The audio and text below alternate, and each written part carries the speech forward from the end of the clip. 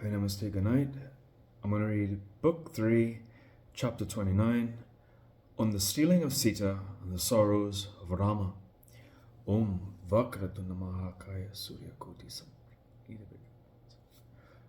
Om Ekadantaya Vakratundaya. Om Gangadhar.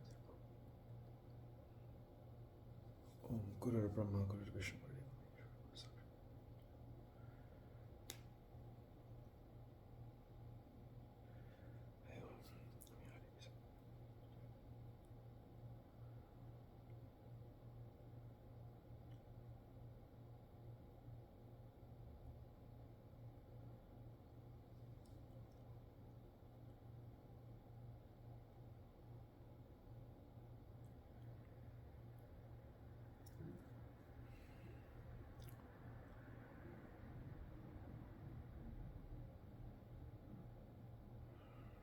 Hari Om. Vyasa said, hearing these vicious words, Janaki became very much confounded with fear and began to tremble. Somehow collecting herself, she began to say, O descendant of the family of Pulastya, why are you prompted by lust uttering these sinful words? I am born of the family of Janaka, or Janaka. Therefore I cannot act wantonly according to my own inclination. O ten-faced one, better you go to Lanka quickly, else Ramachandra will take away your life. You will no doubt incur death for my sake. Thus saying, Sita Devi went towards the sacred fire called Garhapatya, placed in the house with words, go away, in her mouth. He whose wickedness has caused all the lokas cry out, save, save. The same Ravana of perverted intellect then assumed his real form, went towards the hut and caught hold of Sita Devi, who was crying, bewildered with fear. Sita cried, Rama, Rama, Lakshmana, and the sinful Ravana caught hold of her and quickly mounting her on the chariot, fast got away. On the way, Jatayu, the son of Aruna, met the Ravana, and a terrible fight then ensued between the two. When the evil-minded Ravana, the king of the demons, killed Jatayu, Ravana carried Sita to Lanka. Then Sita cried like a forlorn deer, and Ravana kept her in the Ashoka forest, Jaffna, surrounded and guarded by the Rakshasis. The king of Lanka tempted Sita with comforting words and the kingdoms, etc., but she never swerved from her own pure and stainless chastity. On the other side, Ramachandra, after killing the deer and taking it, was coming back calmly when he saw Lakshmana going to him and said, O Lakshmana, what a great blunder you have committed. Hearing the voice of that villain conjurer, how is it that you have left my dear Sita alone and come here? Lakshmana said, O Lord, being pierced sharply by Sita Devi's words, coming like sharpened arrows, and being driven away by her, under the guidance of the inevitable destiny as it were, I have come here, there is no doubt in this. Then they both hurriedly went to their hut, made of leaves, and there not finding Sita, they were very much afflicted with sorrows, and went in quest of Janaki. Rama and Lakshmana, in their search for Sita, came at last to the spot where Jatayu, the king of birds, was lying on the surface of the earth, with his life ultimately on the point of parting away from his body. Jatayu said, Ravana, the king of Lanka, carried away today stealthily Sita Devi. I resisted that villain, who then fought with me on that account, and threw me down on the spot by weapons. Thus saying, the king of birds died. Whereupon Ramachandra performed the burning of his dead body as well as his funeral ceremonies. Then both of them went out of that place. Then the Lord Ramachandra killed Kabanda and freed him from his curse, and through his advice he made friendship with Sugriva, the king of the monkeys, and was thus bound under a tie. Next, Rama killed the hero Bali as a duty and gave the excellent kingdom of Kiskinda to his new friend Sugriva according to his promise. Then he began to ceaselessly think of the stealing away of Sita by Ravana and passed away the 4 months of the rainy season there with his brother Lakshmana.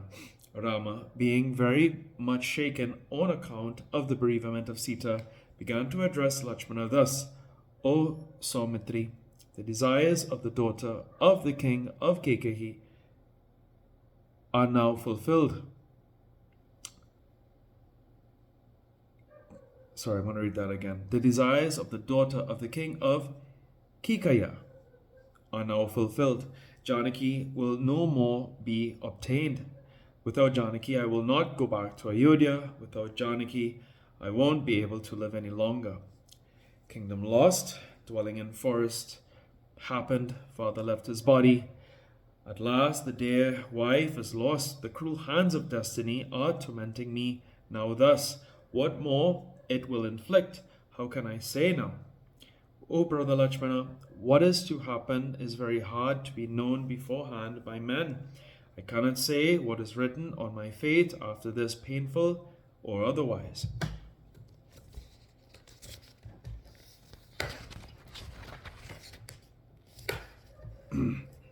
See, both of us, the descendants of Manu, though born in our royal family, are exiled in forest due to our past deeds. O Lakshmana, it is by fate, too, that you, abandoning the pleasures of the royal surroundings, have come out with me, and you too are now suffering heaps of dire troubles with me. No one in our family suffered so much as we are suffering. Why we talk of our family, no human being was ever born or will ever take his birth that suffered or will suffer like me so many troubles, will be like me incapacitated and a penniless pauper. O Saumitri, I am drowned in the ocean of pains and troubles. What am I to do now? I have no means to cross this ocean. I am quite helpless, no doubt. No monies, no armies. O hero, you are my one and only companion. O brother, on whom shall I be angry when I am suffering on account of my own deeds? Alas, the kingdom that could have been compared in prosperity to the Indra Sabha was almost obtained by me when in an instant I lost it and am now in exile in forest. Lakshman, who can ascertain what is it the womb of destiny? Oh, that soft-bodied Sita, with her childlike nature, came out with us in this forest, but the inexorable fate has now drowned her, that perfectly beautiful woman, into an ocean of sorrows difficult to be crossed. That fair daughter of Janaka is extremely devoted to me. She is pure and holy. How will she be able to suffer troubles in the house of the king of Lanka? O Lakshmana, Sita Devi will never come under the control of Ravana. How can that excellent, chaste woman act like an ordinary public woman? O Lakshmana, rest assured that in case Ravana exercises out of his lordly position any violence on Sita, she will rather put an end to her life than come under his control.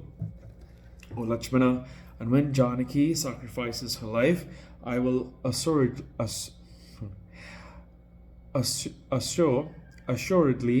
do the same. For of what use then is this body of me when that fair Sita has gone away with her life? While the lotus-eyed Ramachandra was thus weeping and expressing his regrets and sorrows, the religious Lakshmana consoled him with the following sweet, truthful words. O hero of the heroes, kindly cast aside this weakness and have patience.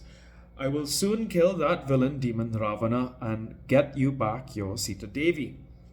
The wise, steady persons remain on account of their fortitude unshaken in their hearts, whether in joy or in sorrow, whereas men of little intellect indulge in sorrows when they are happy. coming into union and going out in disunion, both are under the hands of destiny. What then there is the need for expressing sorrows for this body, which is not soul? As we have been banished from our kingdom into this forest, as there has happened this bereavement of Sita. So, in proper time, we will again get back Sita Devi. O darling of Janaki, there must come a time when sorrows will be converted into happiness, and vice versa. There will be nothing otherwise. So avoid this sorrow now and have firmness. There are multitudes of monkeys who are our helping hands. They will go to all the four quarters and bring back to us the news of the daughter of Janaka. There is no doubt in this. O Lord, knowing the way of Lanka, we will go there and kill by our prowess the villainous Ravana and bring back Sita Devi. Or we will call Bharata and Shatrughna, and with all the armies we all united will kill our enemy. Why then are you thus expressing sorrows in vain?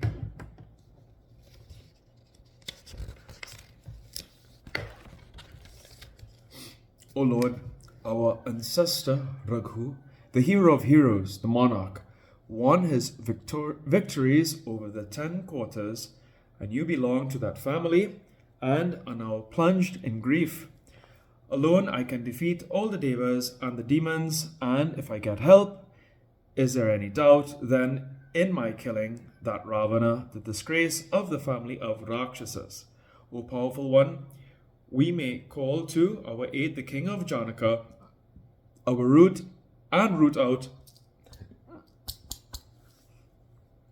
out that wicked source of enemy to the devas.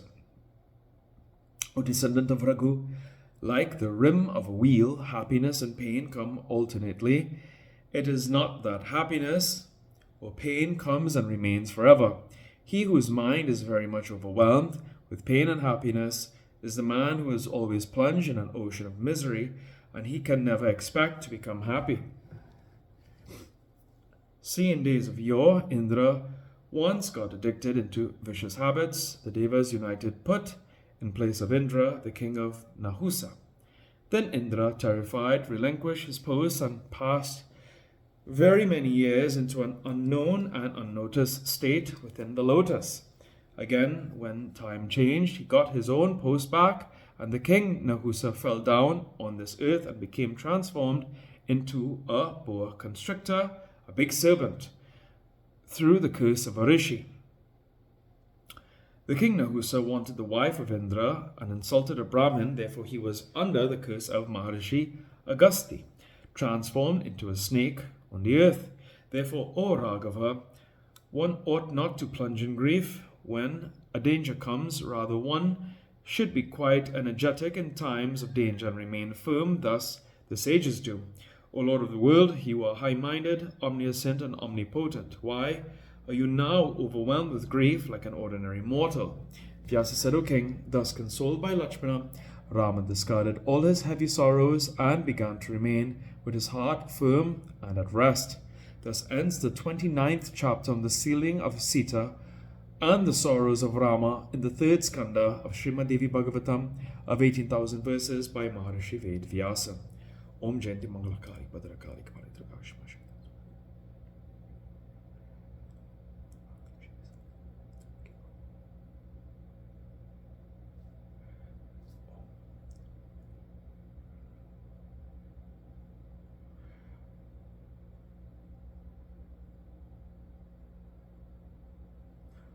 Om Jaya Mata Chapita Om Shanti Shanti Shanti.